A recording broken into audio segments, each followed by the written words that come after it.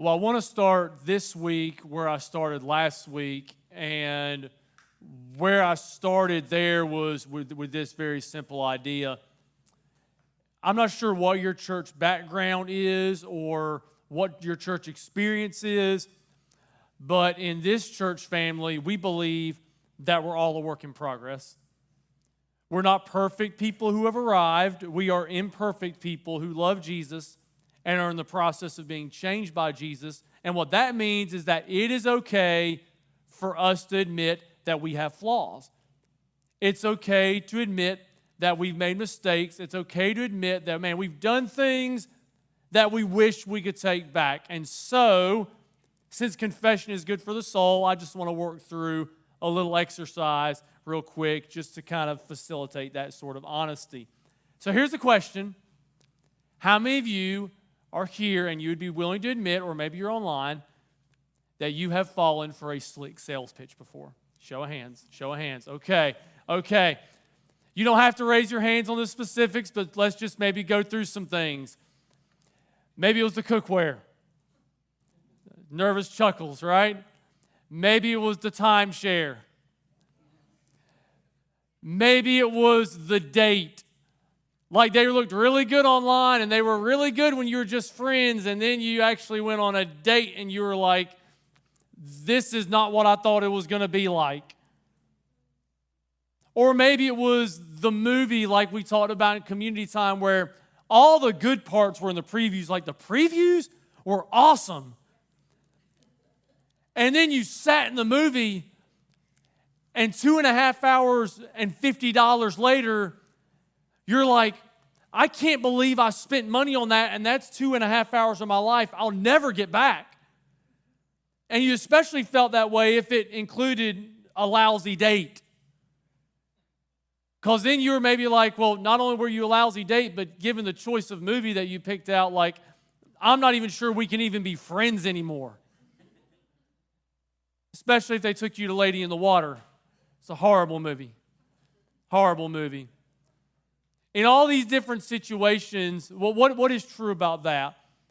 We all have things in our lives that we wish we could take it back. We wish there was a do-over button. We wish if we could go back and make a different choice, we would.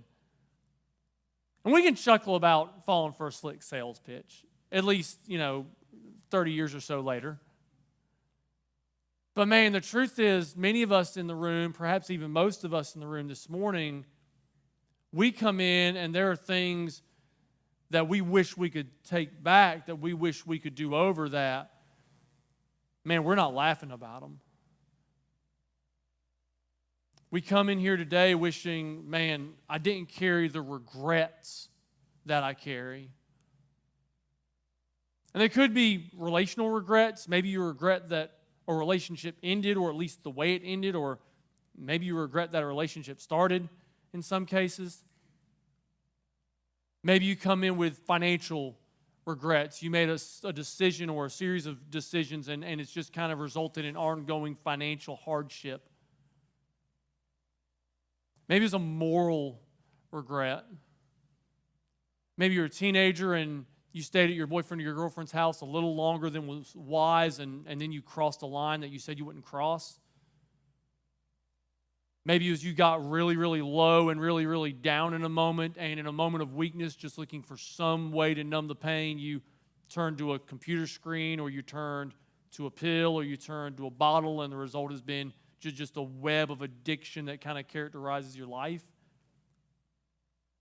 Or maybe something happened and you really didn't want people to know about it, and so you kind of told a little lie to cover it up, but that little lie led to a bigger lie, and now you're just kind of trapped in just a web of dishonesty and you're just perpetually stressed over, man, what will happen if people find out? I don't know what your regret is this morning. I don't know what it is that you wish you could do over, but here's what I do know about regret. I know none of us want to be there. I know all of us wish we could get out of there. But if we're going to escape the burden of regret, if we're going to find freedom from that, then what has to happen is we first have to evaluate man, how did I get here in the first place? Because unless you know why you got somewhere, you can't get out. So how do we end up in this place of regret? The answer is this, it'll be on the screen. We don't end up with regret by chasing regret. We end up with regret by chasing rewards. We don't end up wishing we could take something back because we were running after something that we're like, well, man, in 30 years, I hope I look back at this moment and say, man, I wish I hadn't done that. We end up with regret by chasing things we actually want. For example, every Thursday, from the time I was about 9 to the time I was almost 13, I ended up suffering from a stomachache. You might say, how did you end up suffering from a stomachache? Well, let me share. First off, we were homeschooled, and that has nothing to do with a stomachache. And no, we did not churn our own butter, and we did not knit our own clothes. But me and my brother and my sister, we were homeschooled from about 4th grade through 7th grade, and there were some benefits to that. First was shorter school days, because when you only have 3 students instead of 30, it's just going to be shorter. And the other benefit that was Thursday was grocery shopping day. And so my mom, on Thursday mornings, we'd have our spelling test, and then my mom would go pick up her mom, and we'd go to Walmart, and in between Walmart and our final, actually grocery stop, this was back in the day when Walmart did not sell, foodstuffs. They sold toilet paper and cat food, and that was about it. They didn't have, their Super Walmart didn't exist yet. But between our Walmart run and our grocery run, we would go, treated by my grandmother, to Golden Corral, to the glory of God. How did I end up with a stomachache? Well, when you're 10 years old and you have an insatiable appetite, fueled by the fact that your dear beloved mother, I love you, Mom, I know you'll watch this at 5 o'clock, you know you went through this season, is going through a vegan phase, so there is no meat at the house. But when you unleash a 10-year-old with a huge appetite in a sea of average junk food, what is going to happen? Well, you're just going to eat, and your eyes are always bigger than your stomach. And then afterwards, my mom tells the story, me and my brother would be sitting in my grandmother's shopping cart holding our stomachs in agony because we just ate way too much, in pain. Now, here's the thought I never had going to Golden Corral. I never, standing outside, we would line up outside the door. We'd get there at 11 o'clock. We'd be the first ones in. And I couldn't wait to get to the average unlimited pizza they had. Very average, but also unlimited. And when you're 10 years old, quantity matters a whole lot more than quality. That's where I was. I never had the thought, I can't wait to feel miserable in about 90 minutes. I never thought that. I was just chasing after mass quantities of meat and pizza and ice cream and gummy bears. I was chasing what I wanted, but every single time I got done, it was like, man, I shouldn't have gone for the bowl of chili before the ice cream. Every time. Now, that's hysterical. It's kind of funny. But, man, that's exactly how we end up with regret. We don't end up with regret by chasing things that we're like, man, I know I'm going to regret this decision down the road. No, we end up with regret chasing things we actually want. And we see this take place in the story of the prodigal son in Luke chapter 15. And so this is what it says. We read some of it last week. We're going to read the same thing again. But it says, Jesus continued, there was a man who had 2 sons. The younger one said to his father, Father, give me my share of the estate, which was another way of saying, Dad, it would be better off for me if you were dead. Incredibly cruel. And then it says, so he divided his property between them. By the way, that'll be a really big deal later on. We'll circle back to that. Not long after that, the younger son got together all he had, set off for a distant country, and there squandered his wealth in wild living. After he had spent everything, there was a severe famine in that whole country, and he began to be in need. So he went and hired himself out to a citizen of that country who sent him to his fields to feed pigs. He longed to fill his stomach with the pods that the pigs were eating, but no one gave him anything. So Jesus tells a story about a young man here. And this young man, like so many other young people, or even really all of us, man, he wants more than what he's getting at his dad's house. He wants more pleasure. He wants more freedom. He wants more purpose. And he's willing to do whatever it takes to get it. So he says this very cruel thing to his dad. Dad, give me my inheritance now before you die. And his dad does. And then he gets together all his stuff, all his resources, and gets as far away from his dad as he can. And with his resources, he runs after the things he wants. He runs after fun. He runs after the feelings of pleasure. He runs after chasing more meaning. But where does he end up? He ends up at what is literally rock bottom for a Jewish person. And to understand this, you have to understand the audience Jesus is speaking to here is a Jewish audience. And for Jews, pigs were considered unclean, and that meant two things. One, if you were unclean by touching something unclean, you couldn't be around your people because you might make them unclean too. But worse than that, you couldn't go to the temple and worship God. So to hire yourself out to feed pigs was literally turning your back on your people and turning your back on your God. It could not get any lower for this young man. He is at rock bottom, and literally the only option he has for food is what the pigs are eating, and those pods are actually indigestible for humans. How did he get there? He didn't set off the day he left his dad's house saying, you know what? I hope I end up destitute with nothing, feeding pigs. No, he was chasing freedom. He was chasing purpose. He was chasing happiness. And it was chasing the things he wanted. It was chasing rewards that led him to regret. But here's the other thing about that. It wasn't that he chased it one time. It's that he went after it over and over and over and over again. Why did he go after it over and over and over again? Because he went after it once and it made him feel fine for a little bit, but it didn't last. So he went after it again, and he ended up with regret again, and he ends up with these feelings of longing again, and so he goes after it again, and he goes after it again, and he goes after it again. And that downward cycle is how he ends up at rock bottom. And it's the same way we end up at rock bottom, guys. Because we have something that we want, we run after it. It makes us happy for a little bit, but then those feelings go away, and then we're filled with regret, and then we run after it again and again and again.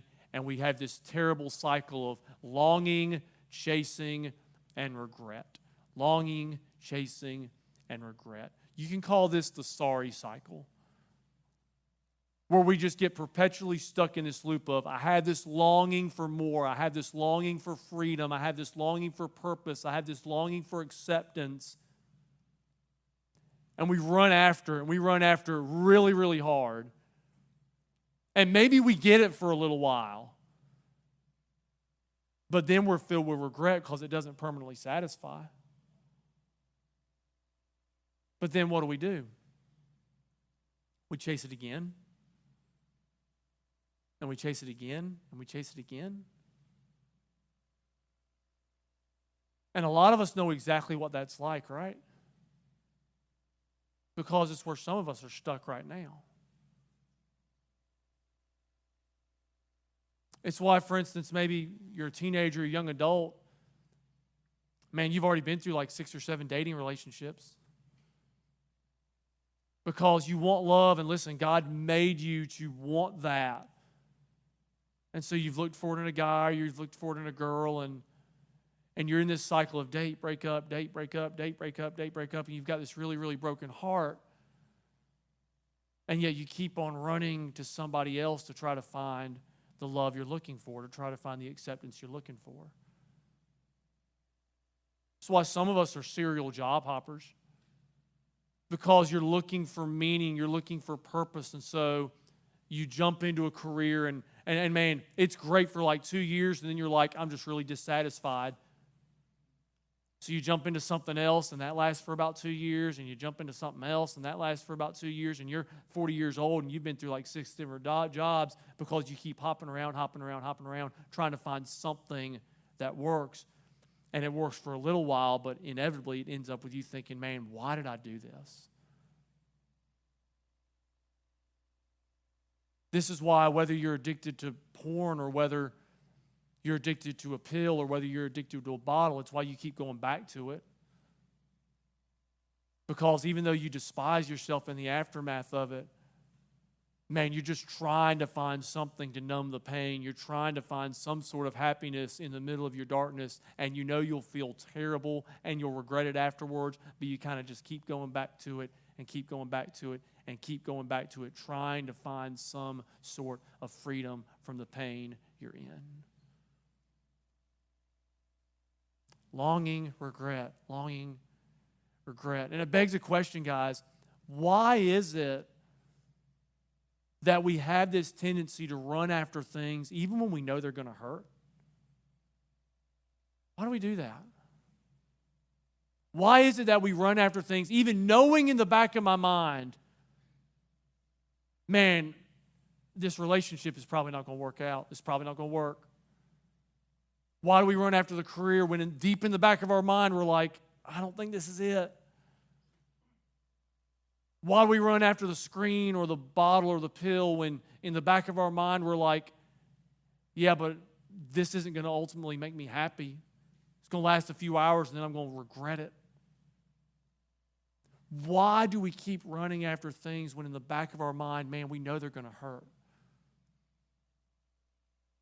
And we could go a lot of different directions with that idea, guys, but where we're going to go with this morning is really simply this. The reason we run after things we know they're going to hurt, often it's usually just because we don't know of another way. We don't know of another option. We don't know anything else to do other than what we do, and even though the aftermath hurts, we're like, yeah, but what else am I supposed to do? So guys, what I'm here to tell you today is simply this. Man, there's a better way. There's a better way than running after the things that you regret. In fact, turn to your neighbor and say, man, there's a better way. There's a better way.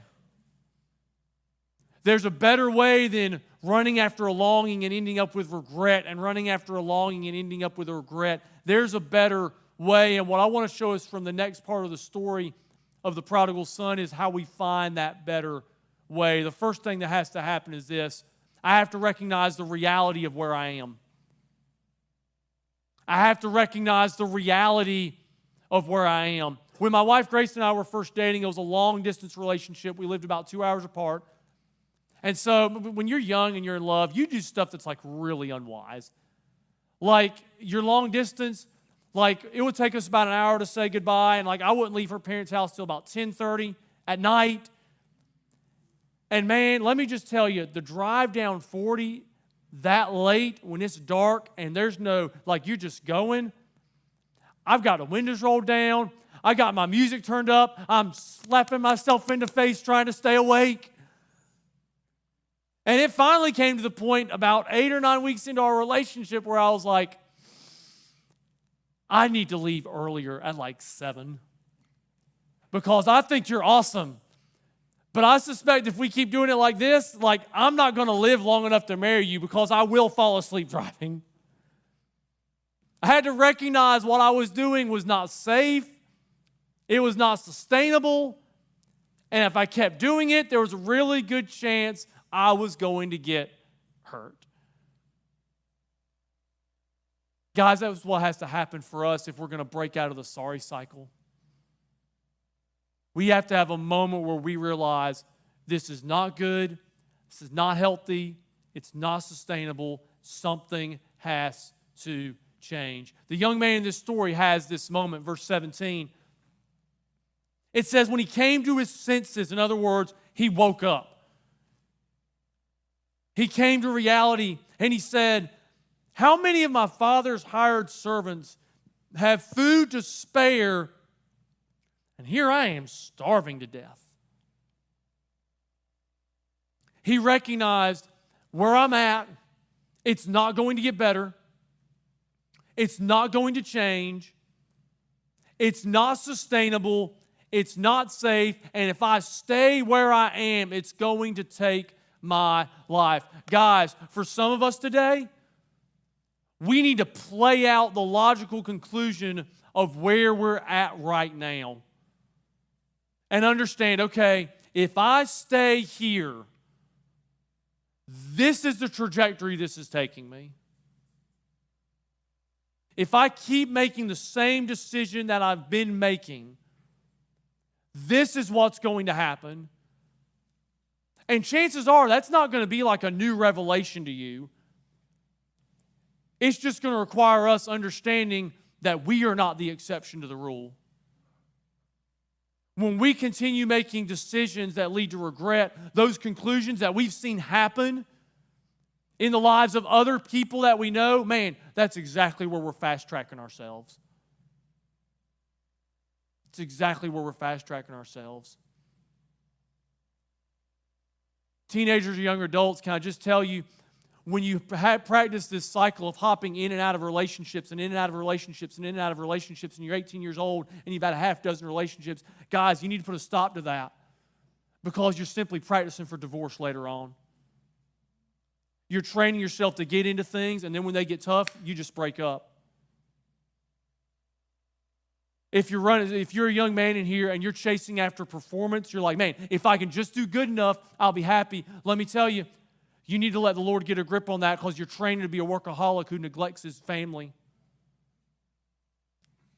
If you're running to a computer screen or you're running to a bottle or you're running to a pill, let me just tell you, you need to stop and wake up to reality that that thing is going to wreck your life. And you may be able to deal with it for a little while, but where it leads to, the logical conclusion it leads to, it will destroy you. We need to wake up to reality. We have to recognize the reality of where we are. And of course, the pushback is like, but man, what do I do different? Like, I know it's not good. I know it's not healthy, but what do I do different? And that leads to the second thing. It's this. I have to recognize that a new start is possible with the Father. I have to recognize that a new start is possible with the Father. A new start, guys, escaping the sorry cycle, it does not start with what? It starts with who. It doesn't start with something you do. It starts with someone you run to. In fact, watch what happens in the story next. Verse 18, he says, I will set out and go back to my father. To clarify, go back to the one that he ran from. Go back to the one that he wished was dead. But now he recognizes, man, something can be different. My life can be different. And it's different with my dad. To understand how this applies to us, in this story, the young man represents every single one of us. And the Father represents God. How can things be different? It's when we run back to God. We run back to the one we've been running from. Of course, that does open up a question, because if you'll remember, the Father gave the Son exactly what he asked for early in the story. And it begs the question, well, if God is good, then why would he give me something that he knows if I'm running this direction is going to hurt? And that may be a question some of you guys in the room have this morning, or maybe you have watching online. Maybe the question is, man, why did God let me make those decisions? Why did God let me do that? Why did God just let me run on my own instead of grabbing me by the back of the neck and saying, stop? Man, it's a fair question. Why does the dad in the story let his son go do whatever he wants to do? Well, the answer is this. God knows so often in His infinite wisdom and His sovereignty that usually we won't run back to Him until we recognize we actually need Him. And sometimes that means God allowing us to hit rock bottom so we can actually discover that Jesus is the rock that we build our lives on. In fact, I would argue this.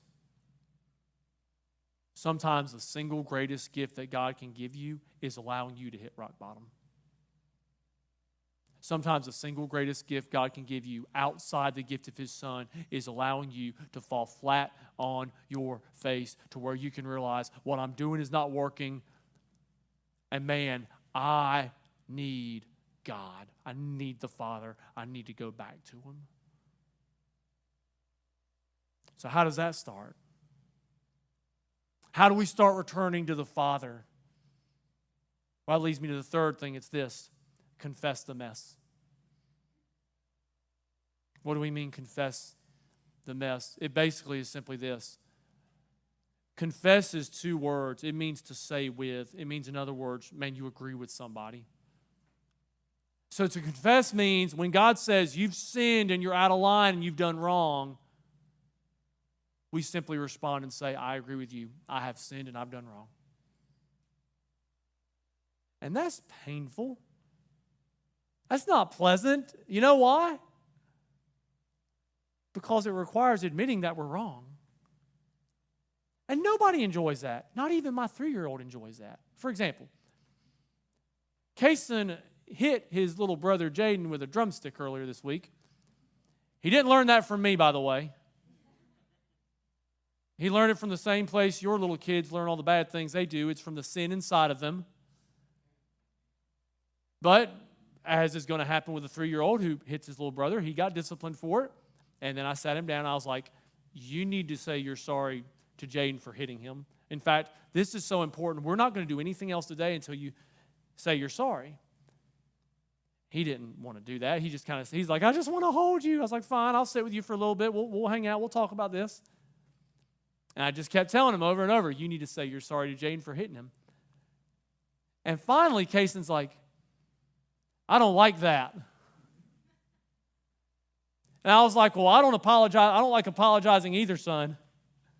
It's not pleasant. But if you want to restore a relationship, it's required. Same thing is true when it comes to running back to the Father, guys. God doesn't want us to just feel bad about our sin. He wants us to recognize that we have sin, and He wants us to recognize that our sin is primarily against Him. In fact, watch what happens here next.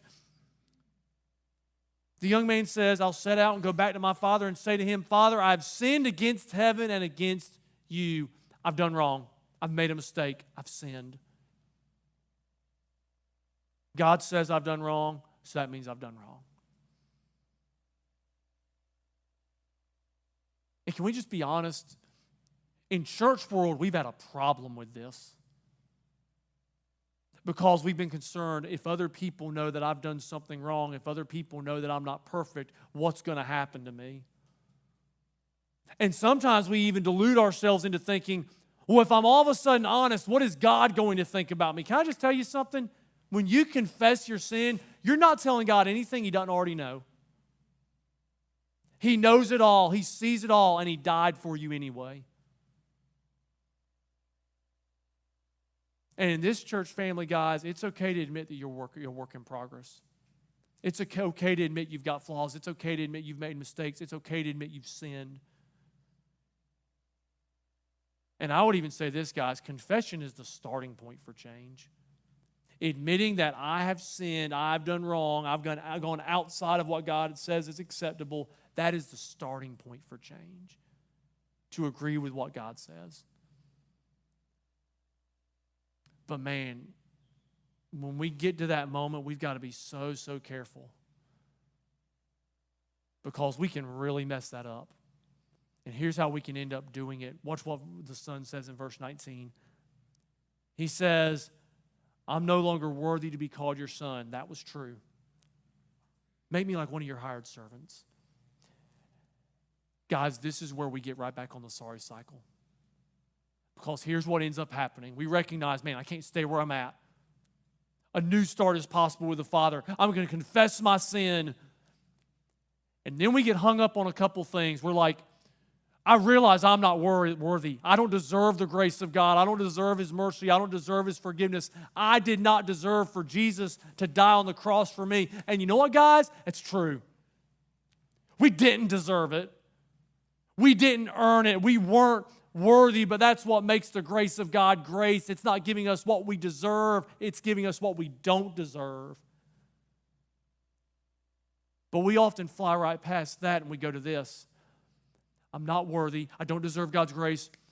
Well, maybe if I stop sleeping with my boyfriend or girlfriend, then God will like me again. Or maybe if I start reading my Bible. Or maybe if I start going back to church. Or maybe if I forgive this person. Or if I do some churchy things like show up and serve and show up to a group or show up and give. Maybe if I work for God, then God will love me. I can work my way into His family. And guys, can I just tell you, that's just going to put you right on the sorry cycle, and here's why.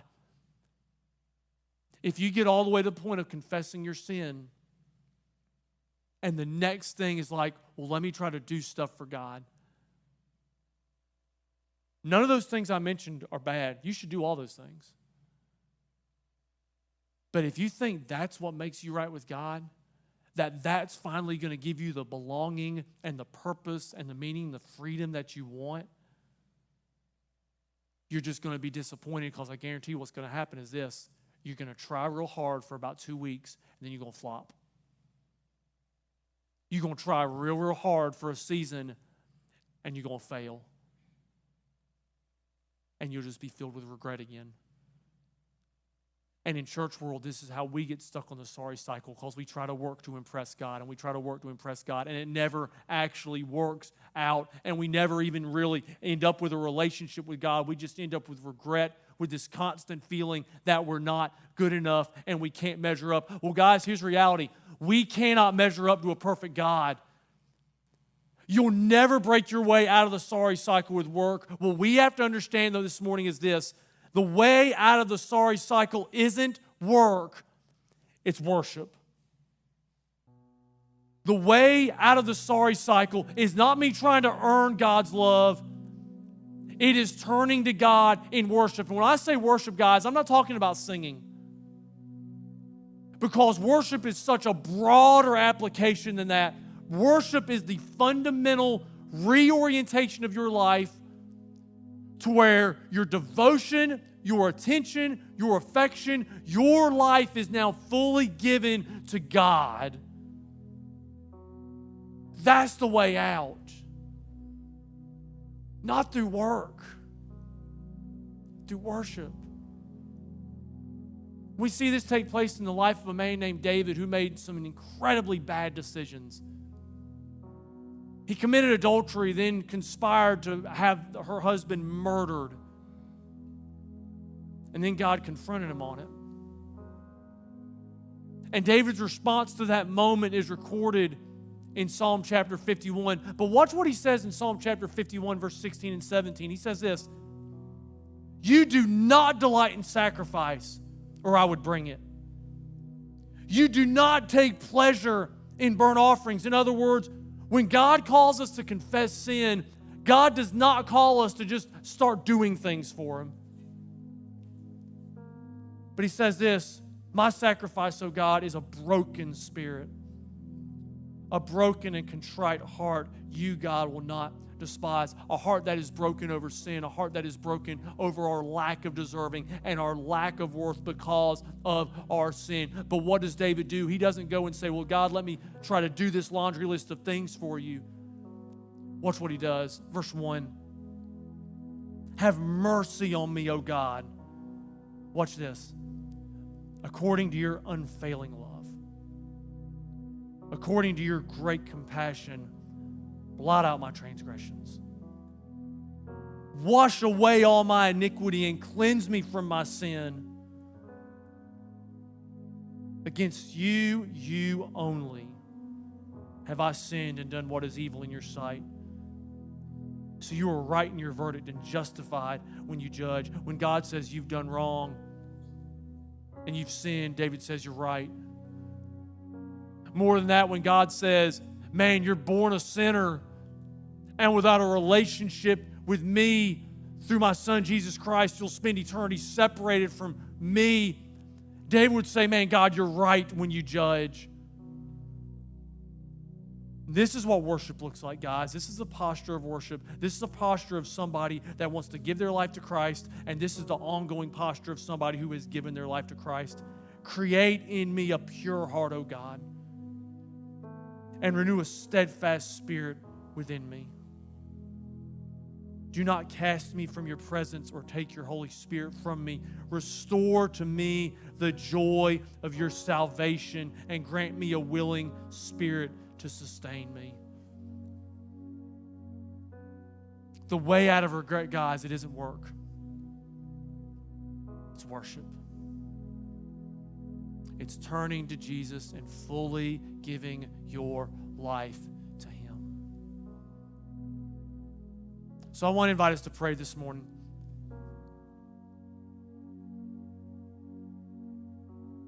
And I just wonder, maybe there's somebody here, you've been trying to work your way to God.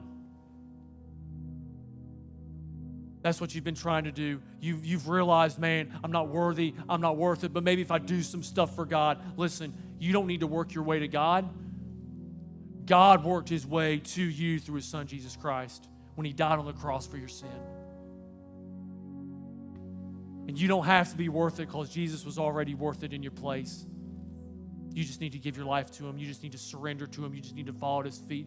Have mercy on me. Oh, God, I'm a sinner. Jesus, I need you. I wonder if there's somebody in the room like that this morning.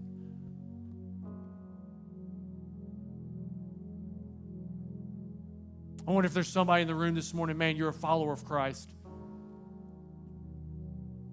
But, man, you're stuck in the cycle of regret. It's time to run back to the Father. Time to run back to the Father.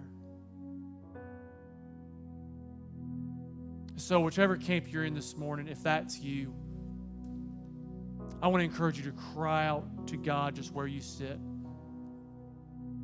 And I would just say, pray the same prayer David prayed with some slight modifications. Create in me a pure heart, O God, through your Son, Jesus Christ.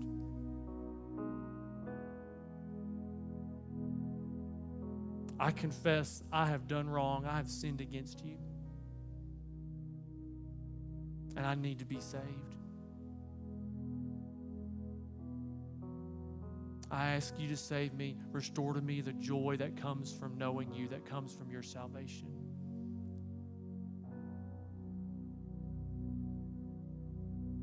And give me the desire and the power to live for you the rest of my days.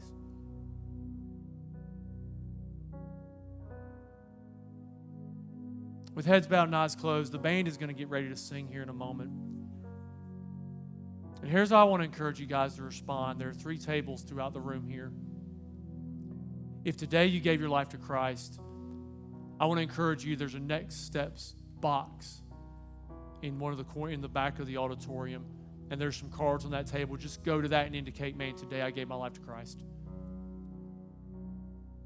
If you're here today and maybe your next step is baptism, I want to encourage you to do the same thing. Just go back there, pick up a card, indicate, I need to be baptized. We have a communion table here at the front, and if you're like, I need the Lord to search my heart, I know something is off, and maybe I just need to discern the reason that I keep running to these things. Communion is a time for followers of Jesus to examine themselves. And if you're struggling with something that you desperately want to break free from and you need prayer, we've got a table in the back of the auditorium. There's a rack next to it with some green clothespins on it. Just write down your struggle, share your struggle on a card, fold it in half, and just put it on that and just clip it to that wall. And we'll have people praying for you in that. So Heavenly Father, in the next few moments, I pray you would work deeply in people's hearts. I pray you would change lives, draw people to yourself, restore to us, God, the joy of salvation. deliver us from the cycle of regret and longing, and lead us into the freedom that comes from knowing you. And Jesus, we ask all these things in your name.